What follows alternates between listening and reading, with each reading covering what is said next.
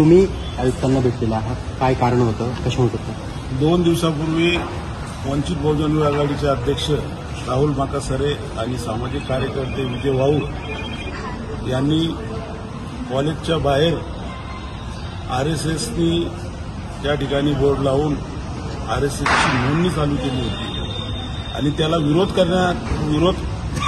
करण्याचं काम राहुल माकासरे आणि विजय वाऊळ यांनी केलेलं आहे.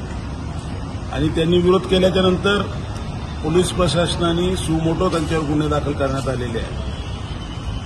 राहुल माकासरेवर नॉन बेलेबल ऑफेन्स त्या ठिकाणी त्यांनी दाखल केलेले आहे. त्याकरिता वंचित बहुजन आघाडीच्या वतीनं आज आम्ही माननीय पोलीस आयुक्त साहेबांना भेटलो. त्या ठिकाणी त्यांच्यावर जे गुन्हे दाखल केलेले आहेत ते गुन्हे तात्काळ मागे घेण्यात यावे. दोघांवर पण जे गुन्हे दाखल केले ते तात्काळ मागे घेण्यात यावे. आणि आम्ही पोलीस प्रशासनाला, पोलीस आयुक्त साहेबांनी हे म्हटलं की आरएसएस जी मनुवादी संघटना आहे, जी संघटनेला विरोध फुले शाहू आंबेडकर, वंचित बहुजन आघाडी आणि आरएसएस ही फक्त वंचित बहुजन आघाडी फुले शाहू आंबेडकरवाद्यांना घाबरती आहे. आजपर्यंत आपण बघितलं असेल की आदरणीय बाळासाहेब आंबेडकरांनी नागपूर असेल, ज्या ज्या ठिकाणी शस्त्रपूजा असेल आरएसएसची किंवा आरएसएसचे कोणतेही कृत्य असेल त्याला कडाडून विरोध करण्याचं काम आदरणीय बाळासाहेब आंबेडकरांनी केलेलं आहे. आणि आज या शहरामध्ये शांतता सुव्यवस्था बिघडण्याचं काम आरएसएसने त्या ठिकाणी केलं.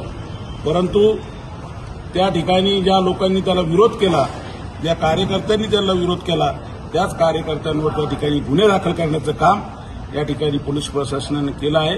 माननीय आयुक्त साहेबांना आज आम्ही या ठिकाणी भेटलो आणि आम्ही सांगितलं की या लोकांवर जे सुमोटो गुन्हे दाखल करण्यात आलेले आहेत ते तात्काळ मागे घेण्यात यावे.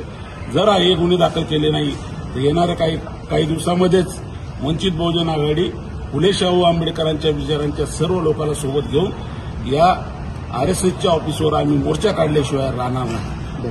आपल्या पक्षाचे सर्व बाळासाहेबांचा काय आदेश आहे, त्यांनी काय सांगितलं संदर्भात? बाळासाहेब आंबेडकरांनी आता या ठिकाणी ट्विट करून सुद्धा बाळासाहेबांच्या पेजवर ट्विट सुद्धा केले आहे की राहुल संदर्भात जे खोटे गुन्हे दाखल केलेले आहेत ते तात्काळ रद्द करावे.